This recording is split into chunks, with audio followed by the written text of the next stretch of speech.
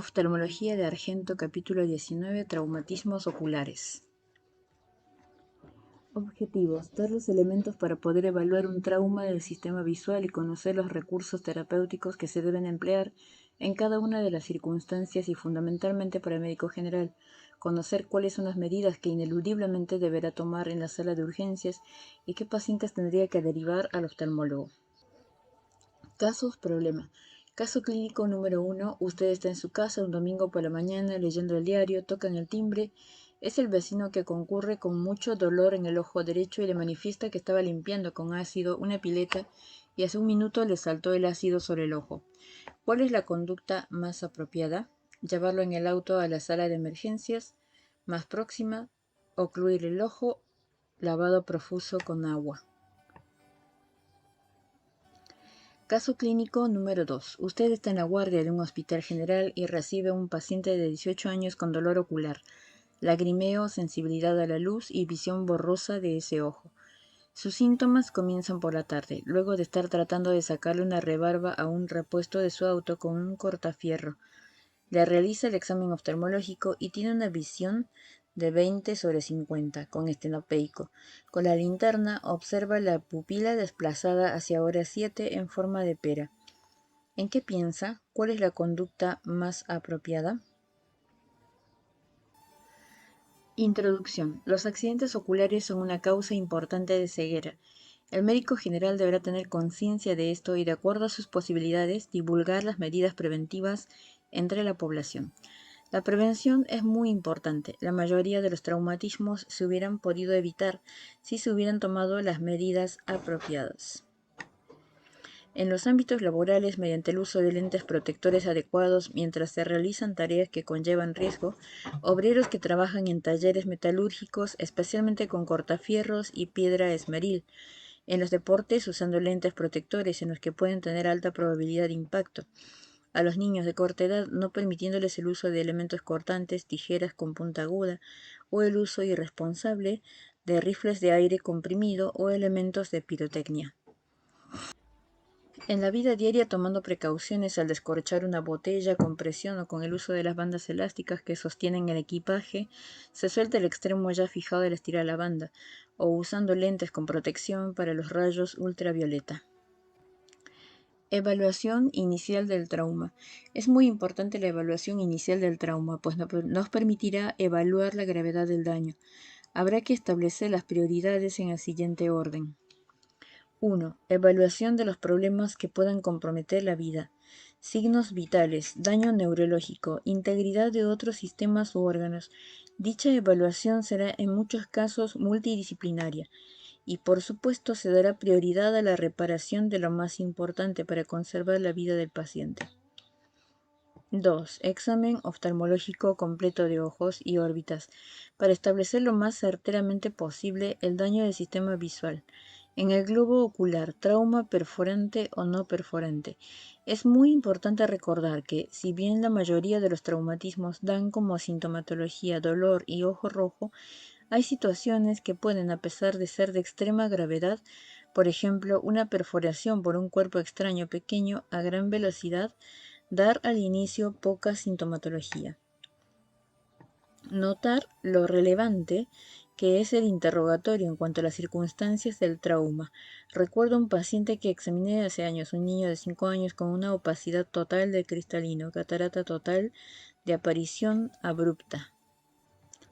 Sin causa aparente, la ecografía era normal. Realizando el examen con detalle, se observó con la lámpara de hendidura una pequeña perforación en el limbo que correspondía a una herida provocada por la punta filosa de la hoja de una planta que existía en su casa, yuca.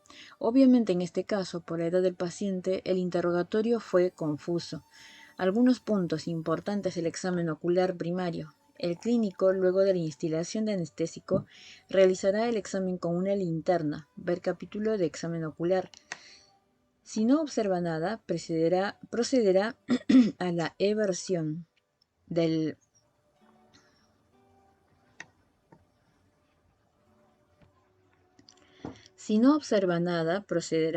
eversión del párpado superior. Si no ve un cuerpo extraño subtarsal, colocará una gota de fluoresceína para evidenciar erosión corneal y de este modo explicar los síntomas. Es muy común observar erosiones corneales en los usuarios de lentes de contacto, cuyos lentes están mal adaptados o se ha abusado de su tiempo de uso, o en los pacientes expuestos a la radiación ultravioleta, ceguera de la nieve o camas solares. Otra cuestión fundamental en el examen es reconocer los signos de perforación ocular, disminución de profundidad de la cámara anterior, prolapso uveal, deformación pupilar o hipotonía extrema. Siempre evalúe ver capítulo de examen ocular. Siempre evalúe la agudeza visual, los reflejos pupilares. Un defecto pupilar aferente puede diagnosticar una lesión traumática del nervio óptico. La motilidad ocular, imposibilidad de elevaciones, la fractura de piso de órbita por atrapamiento del músculo oblicuo menor, el reflejo rojo y el fondo.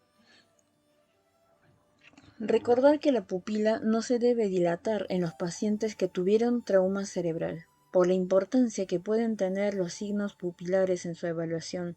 Si no se ve el fondo, el paciente puede tener un hipema o una hemorragia de vítreo. Pedido de los exámenes complementarios pertinentes. Muchas veces deberemos recurrir a métodos complementarios a fin de poder evaluar correctamente al paciente. Radiografía simple cuando se sospecha un cuerpo extraño. Tomografía computada para la evaluación de la órbita y la detección de cuerpo extraño. Ecografía, evaluación de rotura de globo ocular y para evaluar si el paciente tiene un desprendimiento de retina o una hemorragia coroidea. Como encuadre del problema, se puede decir que a pesar de que el clínico no puede solucionar muchas de las situaciones traumáticas, en algunas tiene que adoptar medidas que pueden tener incidencia fundamental en el resultado final del paciente. Emergencia real. Además, deberá reconocer las situaciones en las que deberá derivar al paciente. Situación de emergencia real. La terapia debe ser instituida en minutos, fundamentalmente las quemaduras oculares, lavado copioso. Situación urgente. La terapia debe ser instituida en pocas horas. Heridas penetrantes. Si se sospecha, proteja el ojo con un protector ocular. No lo comprima. No ponga pomadas. Pida radiografía simple o tomografía computada para descartar cuerpo extraño y derive al oftalmólogo de inmediato. Cuerpo extraño corneal o conjuntival. Diagnostíquelo y extráigalo. Abrasiones corneales, oclusión en las grandes erosiones, derivación. Situación semi-urgente. Referirlo al día siguiente, por ejemplo, sin rotura de globo en una fractura de órbita. Trauma del párpado y vías lagrimales, ver capítulo de párpados y vías lagrimales. Trauma de órbita, ver capítulo de órbita y estrabismo. Trauma de globo ocular. Trauma no perforante. Cuerpo extraño conjuntival. Los cuerpos extraños se pueden localizar con frecuencia en la conjuntiva. El paciente tiene sensación de cuerpo extraño. Lagrimeo y fotofobia. El médico deberá colocar anestesia y avertir el párpado. Ver capítulo de examen. Otra de los recursos que debe usarse es instilar fluoresceína a fin de ver las erosiones corneales verticales que ha producido el cuerpo extraño. Una vez identificado, se extraerá con un hisopo estéril o, si no estuviera disponible, con lavaje copioso. El médico general hará la observación con la iluminación oblicua y el oftalmólogo con la lámpara de hendidura. Abrasión corneal. Es una de las causas más comunes de consulta. El paciente concurre también con síntomas de irritación trigeminal y reflejo facial. El diagnóstico se realiza con la tinción con fluoresceína sódica. Las causas más habituales son traumatismo por dedo, borde de papel, uso de lente de contacto, radiación ultravioleta, etc. El tratamiento es en general oclusión con antibióticos y control hasta que epitelice. Cuando la erosión no es muy grande, no es necesario realizar oclusión, ya que algunas veces puede ser más molesta que la propia erosión. La oclusión se puede realizar con un lente de contacto terapéutico. En todos los casos habrá que controlar que no exista una infección secundaria. Una de las causas más comunes es el traumatismo por radiación ultravioleta. Pacientes expuestos a la luz solar, quemadura en la nieve, ceguera de la nieve o a soldadura eléctrica. Los síntomas aparecen luego de una latencia de horas. El paciente tiene un despulimiento epitelial importante y se soluciona con oclusión por vendaje o lente de contacto. Nota clínica. No es de buena práctica prescribir un anestésico permanente por la toxicidad epitelial que presentan dichas drogas. Cuerpo extraño corneal. Es una de las situaciones más comunes que puede encontrar el médico general en una sala de emergencia. Es característico que el paciente concurra con mucho dolor, fotofobia y lagrimeo. Luego de colocar anestesia tópica, el médico lo examinará con iluminación focal y, si es posible, magnificación, observando el cuerpo extraño incrustado en la córnea. Luego de hacer el diagnóstico puede contarse o no con un oftalmólogo disponible. Si no existe la posibilidad de que el paciente sea examinado por un oftalmólogo, el médico general deberá solucionar el problema. Los pasos a seguir son recolocación de anestesia, iluminación oblicua y, si es posible, el médico debe colocarse magnificación, lupa, con una aguja hipodérmica descartable y estéril apoyando la mano sobre la frente del paciente. Se extraerá el cuerpo extraño. Se colocará una gota de cicloplejía y antibióticos. Oclusión, analgésicos, examen el día posterior para descartar infección. Si está epitelizado, se prescriben antibióticos. Si se pudiera recurrir a un oftalmólogo, el médico general ocluirá el ojo con antibiótico y derivará al paciente con diagnóstico y dejando constancia en la nota de la situación del cuerpo extraño. El oftalmólogo podrá realizar la extracción con la lámpara de hendidura. Con este instrumento se logra más precisión en la maniobra. En algunas situaciones, los cuerpos metálicos, los provenientes de desprendimientos de una piedra esmeril, son los más comunes. Tienen un halo de óxido que es conveniente remover. Lo más adecuado es realizarlo con la lámpara de hendidura, pero se puede hacer con la aguja o, mejor aún, con una fresa. Laceraciones conjuntivales. Para el médico general y para el oftalmólogo es muy importante estar seguro de que el trauma es no perforante. En el caso especial de laceraciones conjuntivales, hay que cerciorarse de que no exista perforación, muchas veces realizando una exploración quirúrgica. Uno de los signos importantes de la perforación ocular es la hipotensión ocular. Ver trauma perforante. Contusiones oculares. Lesiones del segmento anterior. Hemorragia subconjuntival. En general, la lesión es más espectacular que la importancia que tiene. Siempre habrá que descartar una lesión perforante. Midriasis traumática. Se debe a lesiones del esfínter. Muchas veces puede dejar la pupila deformada en forma permanente. Iridodiálisis, ciclodiálisis. Se pueden producir lesiones en la raíz del iris y la separación del cuerpo ciliar de la esclera. Ciclodiálisis traumática. Iritis traumática. El traumatismo puede provocar una uveitis anterior. En general, como en las uveitis, la presión ocular es baja, pero si existe daño trabecular por el traumatismo puede ser alta. El tratamiento consiste en cicloplejía y corticoides. Hipema traumático. La sangre en cámara anterior resulta de la ruptura de los vasos periféricos o cuerpo ciliar. El mayor problema del hipema traumático es el resangrado. Ocurre entre 2 y 5 días después del trauma. El hipema puede acompañarse de hipertensión, a veces muy alta. Si la hipertensión persiste con el hipema, se puede provocar una impregnación hemática de la córnea. El oftalmólogo puede diagnosticar esta complicación porque observará una coloración amarillenta en el estroma posterior.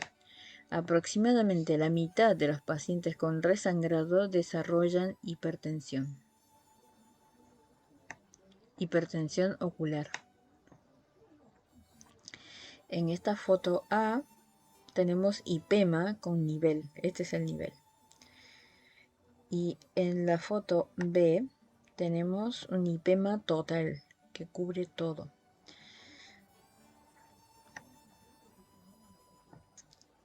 Este es un hipema total coagulado.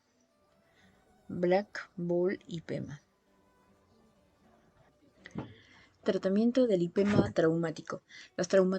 Los tratamientos indicados para el hipema traumático son reposo semisentado, cicloplegia, corticosteroides tópicos y si la presión está elevada, beta-adrenérgicos e inhibidores de la anhidrasa carbónica. Existen estudios sobre la eficacia de la administración de ácido aminocaproico, 5 miligramos por kilo cada 4 horas por 5 días, como agente antifibrinolítico para evitar el resangrado. La tasa de resangrado sin aminocaproico fue de 30% y con la administración de aminocaproico 7%. Para la administración de aminocaproico, el paciente debe ser hospitalizado. Otra de las posibilidades que existen para evitar el resangrado, según lo han demostrado los estudios colaborativos, es el uso de prednisolona sistémica. Si pese a estas medicaciones la presión ocular no se puede regular y sus valores están más arriba de 40 milímetros de mercurio, está indicado el lavaje de la cámara anterior para extraer el coágulo. Habitualmente esto se lleva a cabo con 2 incisiones, por una se introduce líquido y por la otra se extrae el coágulo. Lesiones del segmento posterior producidas por contusión. Los mecanismos por los que se producen las lesiones luego de una contusión ocular son: lesión directa. 2. Ondas de presión transmitidas a través del ojo. 3. Elongación del ecuador del ojo por el impacto. Conmoción retinal. Luego de un traumatismo por las ondas de presión se puede producir un edema de retina, que cuando es en el polo posterior se denomina edema de Berlín. En realidad no se trata de un verdadero edema, sino que es el resultado del edema intracelular y fragmentación de los segmentos externos, de los fotorreceptores y edema intracelular del epitelio pigmentario. A pesar de que la agudeza visual puede estar disminuida, el pronóstico visual es bueno si no existe ruptura coroidea. En esta imagen de la foto se observa, luego de un traumatismo contuso, se observa en la zona macular, parte inferior, coloración blanca, edema de Berlín.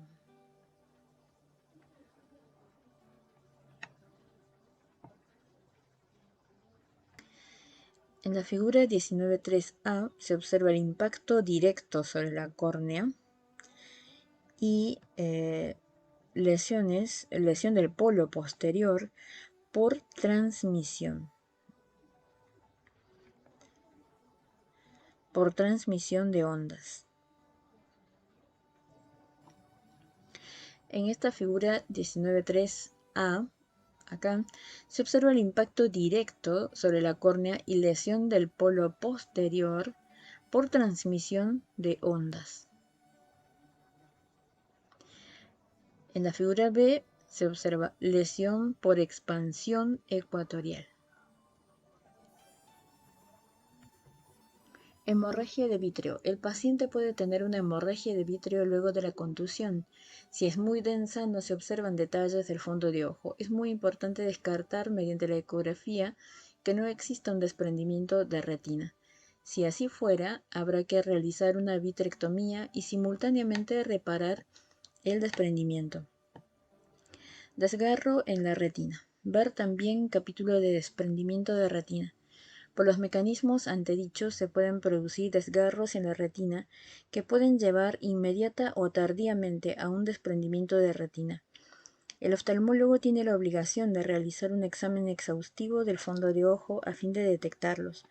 Se pueden producir desgarros por impacto directo, necrosis de la retina o desgarros por agrandamiento ecuatorial, abulsión de la base del vítreo, ver capítulo de bases anatómicas y fisiológicas o tracción directa del cuerpo vítreo, agujeros maculares. Las diálisis traumáticas suelen ser infero o superotemporales. Roturas coroideas. La retina es relativamente elástica y la esclera es relativamente rígida. Ambas resisten alguna fuerza que puede romper la coroides. Cuando la ruptura coroidea pasa por la mácula, puede comprometer en forma dramática la agudeza visual. Retinitis escleopitaria. Es una entidad que se produce cuando un proyectil de alta velocidad atraviesa la órbita sin un impacto directo al ojo. Esto genera lesiones intraoculares por la onda expansiva. En la fotografía que mostramos acá se ve un desgarro traumático producido por elongación ecuatorial.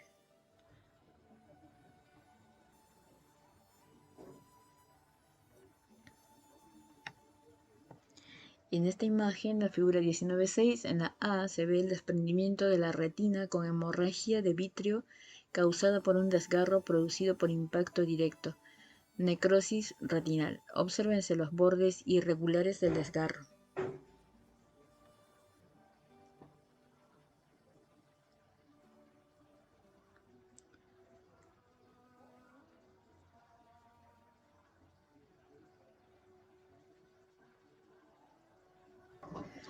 En la figura 19.7a se observa la rotura coroidea que pasa por la mácula. B y C, retinofluoresceinografía con hiperfluorescencia que delimita perfectamente la ruptura coroidea.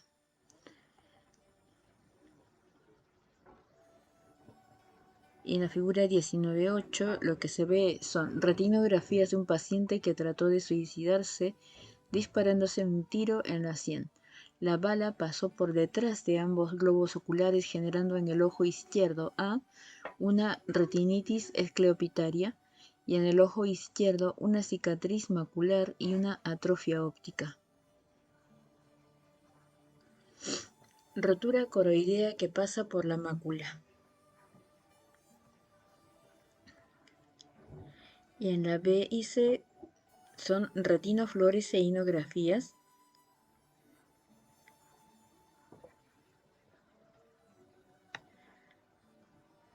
con hiperfluorescencia que delimita perfectamente la ruptura coroidea.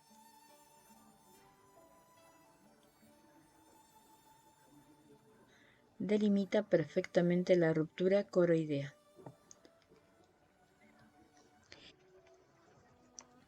En esta imagen se observa una retinitis escleopitaria.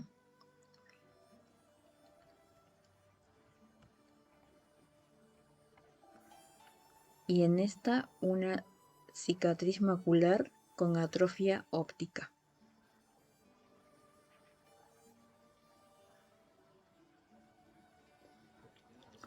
Otra de las lesiones que se puede producir en un ojo con una contusión importante es el glaucoma traumático tardío, glaucoma de Wolf y Zimmermann. Se produce por una lesión trabecular, en general se manifiesta tardíamente, meses o años después del traumatismo. Mediante la gonioscopía se puede observar un aumento de tamaño de la banda ciliar, glaucoma por retroceso traumático del seno. Herida penetrante. Las heridas penetrantes del segmento anterior son una causa frecuente de consulta. El médico general deberá hacer el diagnóstico con los medios que tenga en el consultorio, atropinizar al paciente, suministrarle cobertura antibiótica por vía general, darle vacuna antitetánica y derivarlo de forma inmediata a un centro oftalmológico para realizar el tratamiento quirúrgico. Principios generales de cirugía de las heridas penetrantes. De su reparación primaria correcta depende muchas veces el resultado final. Es por eso que dicha reparación debe realizarla un cirujano entrenado con aparatología adecuada, situación que no siempre se da en la atención de las urgencias. El paciente deberá ser operado con anestesia general, puesto que la inyección de anestésico en la órbita puede originar una elevación de la presión ocular con salida del contenido ocular, situación que se complicaría aún más si al realizar la inyección en la órbita se produce una hemorragia accidental por la aguja, hemorragia retrovulvar. Si el iris estuviera extruido, se le respondrá por una paracentesis previa inyección de viscoelástica por la misma. Figura 19.9a y b. Luego se debe cerrar el globo ocular en las heridas corneales. Se realizarán puntos profundos y cortos para no generar tanto astigmatismo, como se ve en la figura 19.9 C, D y E. Si la herida compromete el limbo, deberá suturarse primero a este nivel de manera de respetar la anatomía. Muchas veces el cristalino está comprometido y habrá que realizar una extracción del mismo, en general con facoemulsificación, figura 19.9 F y G, y colocación de lente intraocular, figura 19.9 I. En el caso de que el compromiso del cristalino no sea claro, se diferirá su extracción hasta estar seguros de su opacificación. Si hubiese vítreo en la cámara anterior, habrá que realizar vitrectomía, figura 19.9h. Si hubiese compromiso de la esclera, habrá que repararla y colocar un implante. Si se presume compromiso retinal, habrá que tener en cuenta siempre que el paciente no presente un estallido ocular, situación gravísima en la que se produce una ruptura escleral detrás de la inserción de los músculos donde la esclera es más fina, bases anatómicas y funcionales. Los signos y síntomas son defecto pupilar aferente, hipotonía, cámara anterior muy profunda, disminución de las ducciones, edema subconjuntival severo. La tomografía y la ecografía son útiles en el diagnóstico. Cuerpo extraño intraocular. Objetos de diversa composición pueden ser introducidos accidentalmente dentro del ojo, cuerpos extraños intraoculares, y la mayoría de las veces necesitan extraerse por la posibilidad de infección o reacciones tóxicas. Los cuerpos extraños pueden ser metálicos, de hierro, cobre, acero, plomo, o no metálicos, madera, plástico. Figura 19.9. Principios generales de cirugía de las heridas penetrantes. Figura A.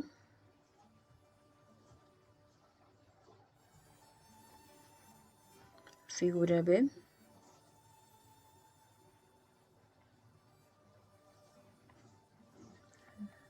Figura C. Figura F.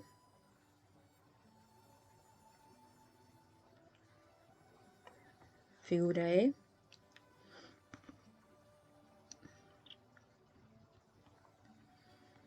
Figura D.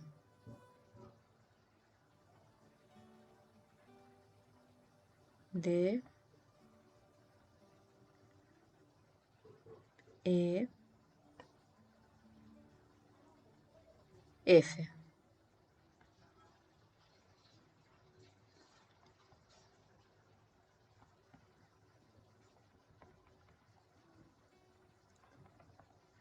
G. H. I.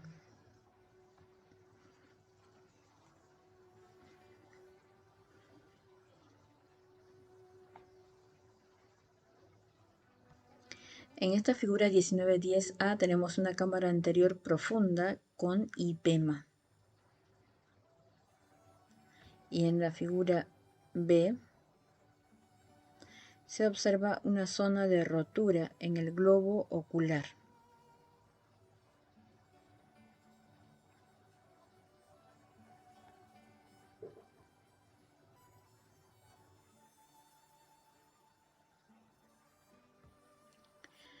Figura 19.11. Ruptura ocular. Tomografía de órbita. Se observa globo ocular deformado y colapsado. Gran edema de tejidos blandos.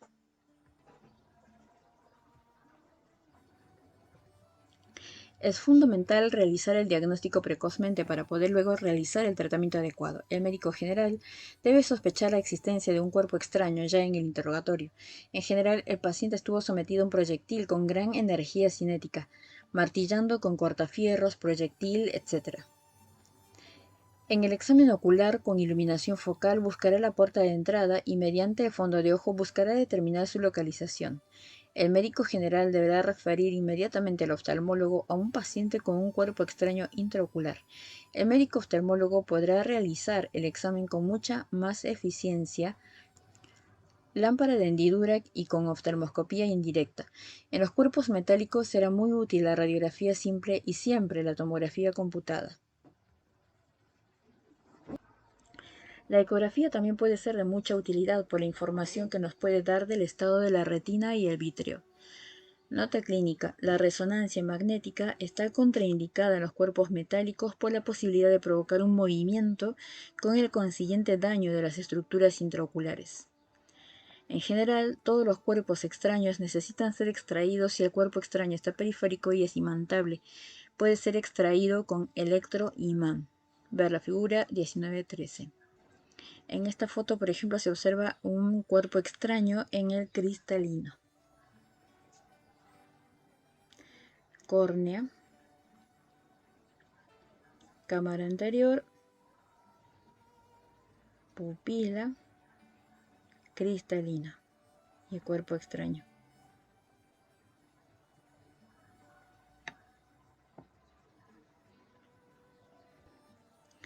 Lesiones oculares por retención de cuerpo extraño. Los cuerpos extraños pueden provocar endoftalmitis cuando están infectados, y esa es una de las complicaciones que habrá que prevenir y tratar precozmente. Por otro lado, los cuerpos extraños intraoculares retenidos en forma crónica pueden provocar lesiones oculares graves. Siderosis ocular se produce por retención de cuerpos extraños de hierro. Los depósitos se acumulan en la cara anterior del cristalino, en el iris, que cambia su coloración a color herrumbre, y en la retina produce una alteración que modifica notablemente el electroretinograma. Calcosis es la toxicidad que se produce por el cobre. En la córnea se produce el depósito periféricamente y profundo anillo de Kaiser-Fleischer, idéntico al que se produce en la enfermedad de Wilson. En el cristalino, el cobre se deposita en la parte posterior, adoptando una morfología y coloración que recuerda la flor de girasol, catarata en girasol. Lesiones químicas. Importantísimo. Los productos químicos pueden producir lesiones gravísimas e irreparables del ojo externo. Del tratamiento inmediato y adecuado muchas veces dependerá el resultado final. Las lesiones químicas son una de las situaciones de urgencia real en oftalmología. Los químicos que pueden lesionar el ojo pueden estar en forma sólida, líquida, polvo o vapor. En el hogar, las lesiones se producen a menudo por detergentes, desinfectantes, solventes cosméticos, limpiadores de hornos, amoníaco, etc. En la industria, los agentes más comunes son álcalis fuertes, cal o ácidos baterías. Siempre que sea posible, es muy importante saber cuál fue la sustancia que provocó la lesión, porque su gravedad dependerá del pH del volumen, la duración del contacto y la toxicidad propia de la sustancia. Estas sustancias producen la lesión por alterar la concentración de hidrógeno y iones hidroxilo en los tejidos. Las quemaduras por álcalis son en general más graves que las producidas por ácidos, debido a que el álcalis penetra más en los tejidos porque destruye la membrana celular. Figura 19-13. Izquierda. Extracción de cuerpo extraño con electroimán. Derecha. Extracción con pinzas luego de vitrectomía. En la figura 19-14 se observa una quemadura aguda moderadamente severa.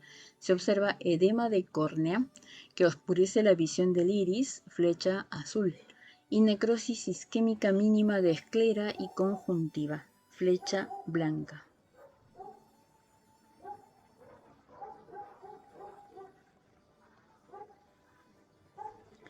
Y en la figura 19-15 se observa una quemadura severa. Se observa mayor necrosis isquémica, flechas blancas. Y en la figura 19-16 se observa una quemadura muy severa, gran necrosis isquémica de conjuntivo escleral y opacidad de córnea. Clasificación de quemaduras en estadio agudo. Las quemaduras en su estadio agudo se pueden clasificar de la siguiente manera. 1. Leve, erosión epitelial, opacidad leve de la córnea, sin necrosis isquémica de esclera ni córnea. 2. Moderadamente severa, opacidad córnea que dificulta la visión del iris, necrosis isquémica mínima de esclera y conjuntiva. 3. Muy severa, no se puede ver el borde pupilar. La conjuntiva y la esclera presentan gran necrosis isquémica, adoptan color blanco. Quemadura por álcalis. Los álcalis producen un aumento del pH y saponificación de los ácidos grasos en las membranas celulares, penetran a la cámara anterior donde provocan un gran daño tisular con intensa inflamación y producen alteración severa del estroma corneal. Los más comunes de los álcalis en las quemaduras son el hidróxido de calcio, cal, el hidróxido de potasio, potasa, el hidróxido de sodio y el amoníaco. El agente que penetra más rápido es el amoníaco y el más lento es el hidróxido de calcio. El pronóstico visual, muchas veces grave, estará determinado por las lesiones de los párpados, por su repercusión en la función palpebral, daño del limbo. Recordad que allí se encuentran los stem cells, que tendrán un rol fundamental en la repoblación celular del epitelio corneal. La repoblación anómala tiene como resultado la conjuntivalización del epitelio corneal. Penetración del álcalis en la cámara anterior que da lugar a cataratas y glaucoma. En esta figura 19-17 se observa quemadura álcalis severa. En la letra A, 2 semanas después, un panus comienza a invadir la córnea desde arriba. B, 3 semanas después, el panus invade más la córnea que se afina. C, 7 semanas después, desmetocele. Y en la D, 8 semanas después, perforación de la córnea. Quemadura por ácidos. Los ácidos desnaturalizan las proteínas, por esta razón penetran menos y causan menos daño. Manejo de las quemaduras químicas para el médico general. El paso más importante en el manejo de las quemaduras es la inmediata y copiosa irrigación de la superficie ocular con solución salina, por lo menos 1 hora. Recuerde, lave copiosamente. Se dispone de un anestésico, instílelo para aliviar al paciente. La irrigación debería seguir hasta normalizar el pH, pero ante la duda siga lavando. Además de lavar, deberá extraer todos los restos de sustancia del ojo. Es muy útil la eversión y la doble eversión del párpado, para extraer restos que hubiesen quedado debajo del tarso. Si no dispone de agua, use otro líquido no tóxico disponible, por ejemplo, soda. Luego del copioso lavado, el paciente debe ser referido a un oftalmólogo para realizar una evaluación más detallada del daño y realizar el tratamiento tendiente a disminuir la inflamación, controlar la presión ocular, cicloplégicos, corticoides durante 2 semanas, timolol 0,5%, inhibidores de la anhidrasa carbónica, punción de cámara anterior, limitar la degradación del estroma, tetraciclinas, vitamina C, 2 gramos por día, promover la reepitelización de la córnea, remover epitelio necrótico, lubricantes, colocación de membrana amniótica, tarsorrafia, trasplante de limbo. Cuando la córnea está opaca, luego de haber pasado la inflamación, se puede intentar realizar un injerto. El pronóstico es reservado. En casos donde esto ha fracasado y el paciente tiene un solo ojo, se podrá intentar una queratoprótesis. Bueno, habiendo revisado entonces todo el marco teórico, podemos responder según lo que leímos en el caso clínico número 1.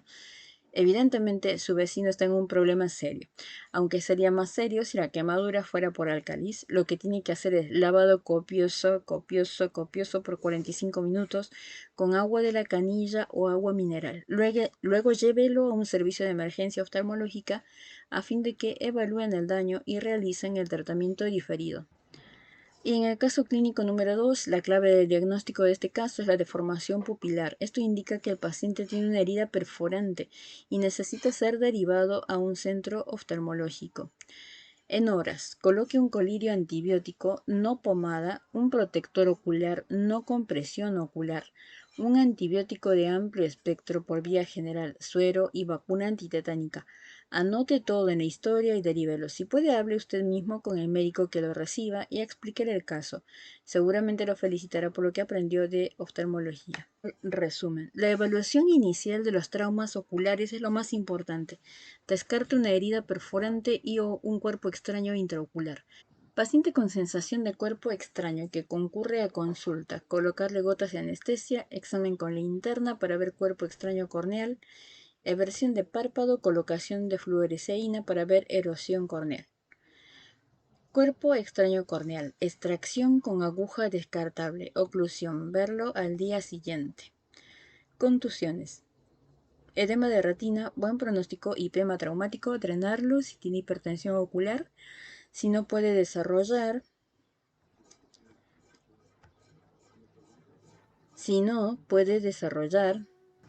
impregnación hemática de la córnea. Examen, fondo de ojo, descartar desgarros, retina. Complicación tardía, glaucoma traumático por retroceso del seno camerular. Siempre descartar herida penetrante, hipotensión, extrusión uveal, deformación de pupila. Pensar en cuerpo extraño intraocular, radiografía, ecografía, tomografía, no resonancia en los metálicos. Complicaciones tardías, cuerpos extraños, calcosis, siderosis. Si tiene una quemadura química, verdadera urgencia se debe solucionar en minutos.